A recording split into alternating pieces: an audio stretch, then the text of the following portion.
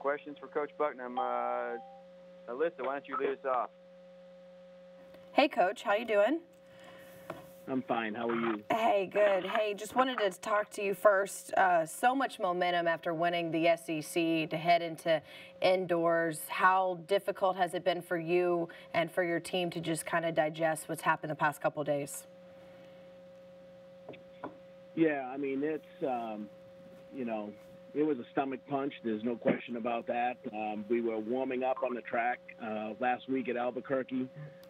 On Thursday with our pre-meet, and, coming off the SEC championship, and we really felt like, we had a team that could get it in the top 5, maybe even a little bit better. Kids looked great, and they were dialed in.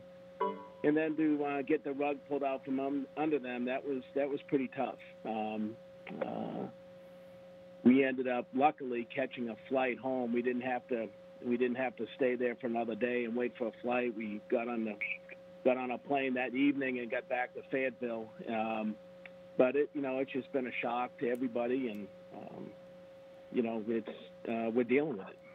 I know that you have so much strategy that goes into what you and Lance do in terms of if you're going to redshirt people, if you're going to how you're going to kind of set your rosters. How does this throw a kink into that strategy, and then the possibility of some people maybe getting an outdoor season again, kind of change how you approach things?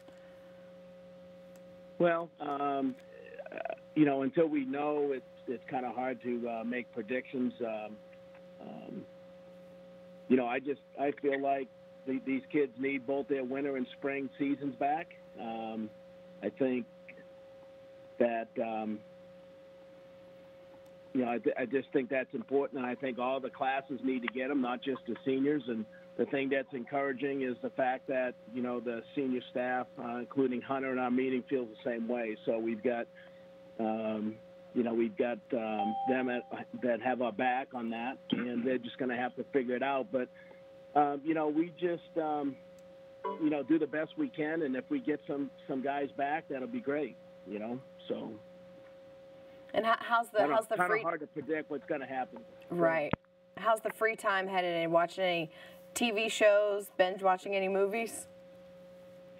I don't know, but I have to tell you that that tweet from Mike Leach was a riot a couple of days ago. He goes, "I walked into my house and there was a lady sitting on my couch. She seemed nice. It was my wife," and I just thought that was hilarious. So Cindy and I are getting used to each other. We've been married 39 years, and she says it's only been 9, really, because of all the time we've missed, and that's why we're still happily married. So I'm going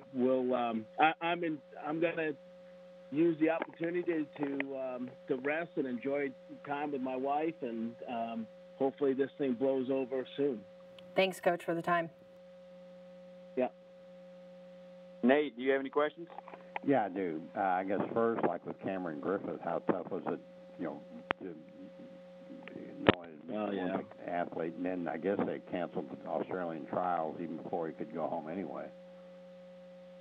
Yeah, he got a double whammy because not only was he ready to run 2 big races for us on Friday night and then on another one on Saturday, but we had him flying out on Sunday back to Australia for his Australian trials.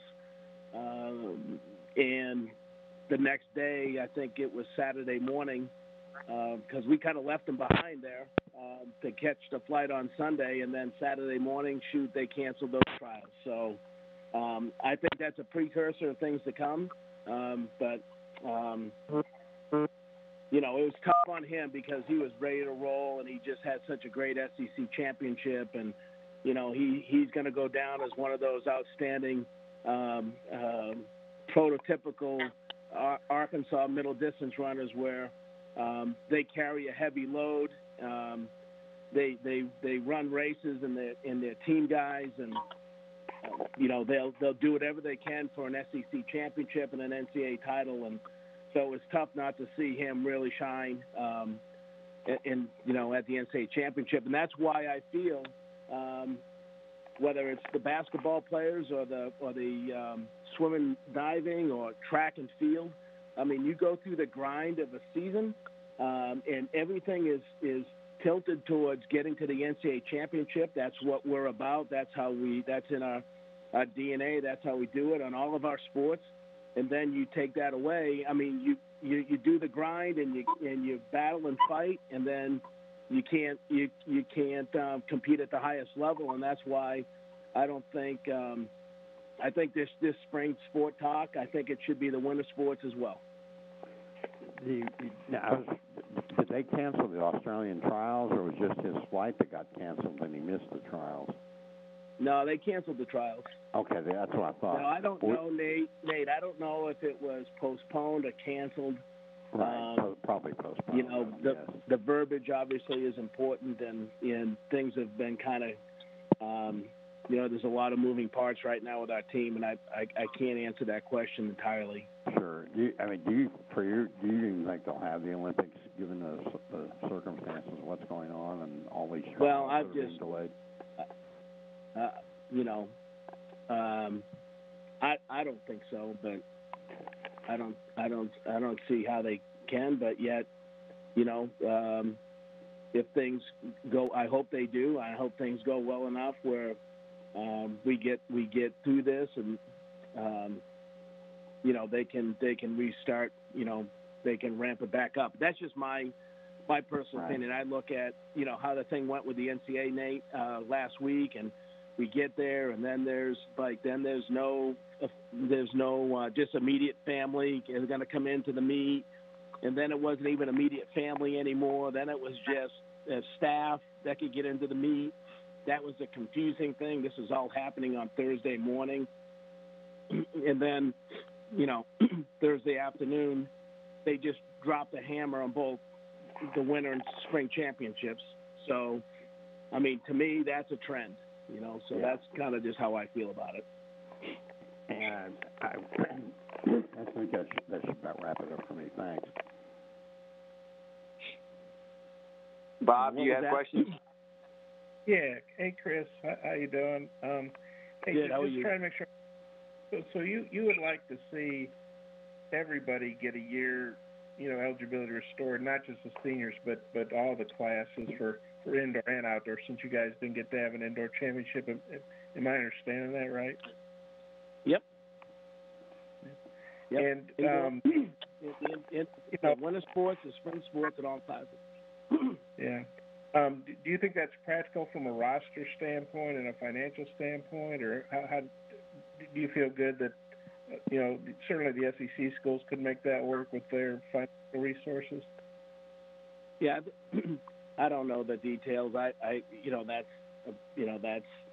will follow, you know, whatever, you know, my people tell me to do. But I think it's definitely workable, and it's not just going to be a one-year thing. It's going to have to feather out, you know, probably a few more years after that. But I know that, you know, I don't see it as a huge obstacle myself. But. Yeah. No, because Cameron, he was out of outdoors, right? He just had indoor eligibility left, correct?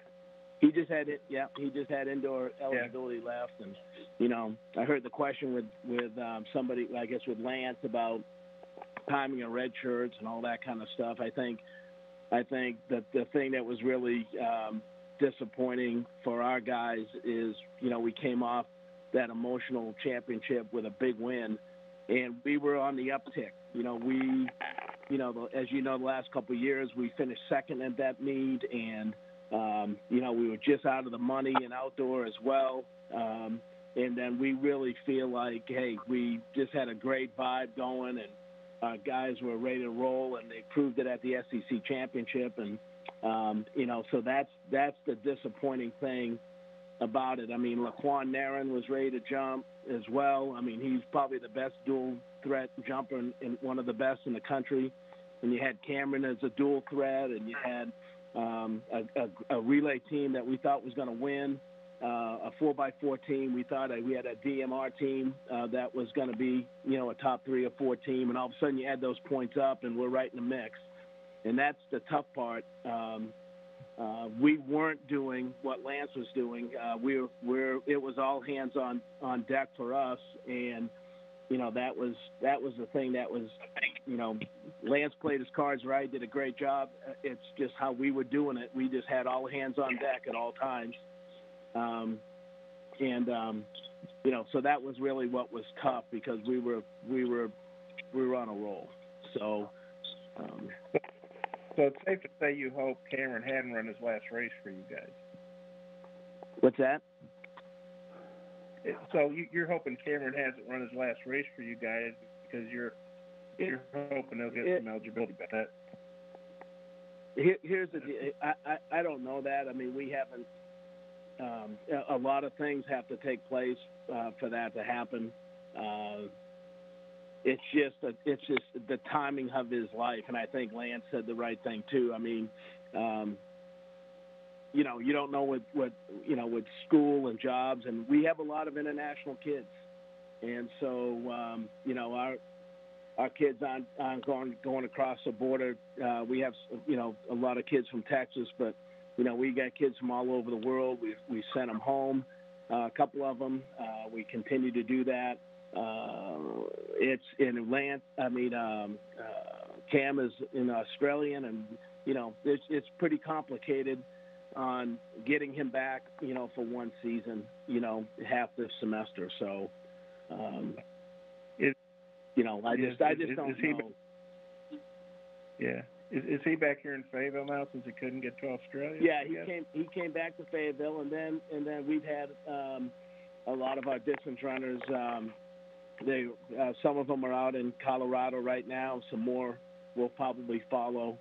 My biggest thing at this stage is our classes and our online classes and our kids getting through the semester. I mean, that to me is a huge priority. And, if I had to take an online class, I'd be in trouble because I'm kind of a, hands-on person, need to be there type of thing. And so I just want our guys to finish this semester well academically. That's our first and top priority, and we'll figure the rest of the stuff out, but that's what I'm concerned about. Yeah, I just had one more question. Paul Newberry, an AP writer in Atlanta, wrote something. I think this is just his thinking, but push the Olympic trials and the Olympics back to 2021. Just push it back a year. Is that something you could see as being viable, or?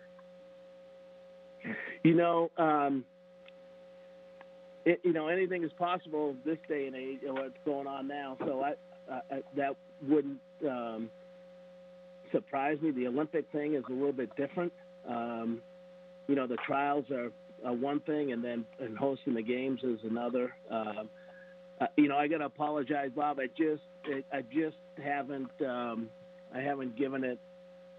That hasn't been my focus. I haven't been following it probably like I should, but I'm just dialed in with my guys here and what's going to happen the next few months, and I really haven't thought a lot about that. Obviously we have a group of guys that it affects, and we're just kind of in step 2 right now.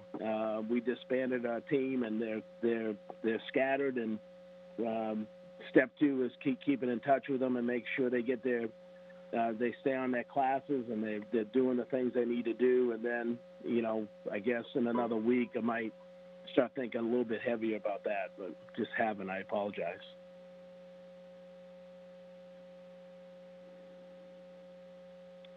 Any more questions for Coach Bucknam? Hey, Coach, kind of a news of the day question here. You're a North Shore guy. Did you shed a tear for Tom Brady? He should have stayed. I don't get it, but I think maybe the Patriots will pick up with Winston there, and then that'll really make it interesting. So. No, it was. I guess I read the Globe yesterday, and O'Shaughnessy said, or whatever said, it's like this is how it felt when Babe Ruth left, right, back in the day. So, I guess where history repeats itself, only a different sport.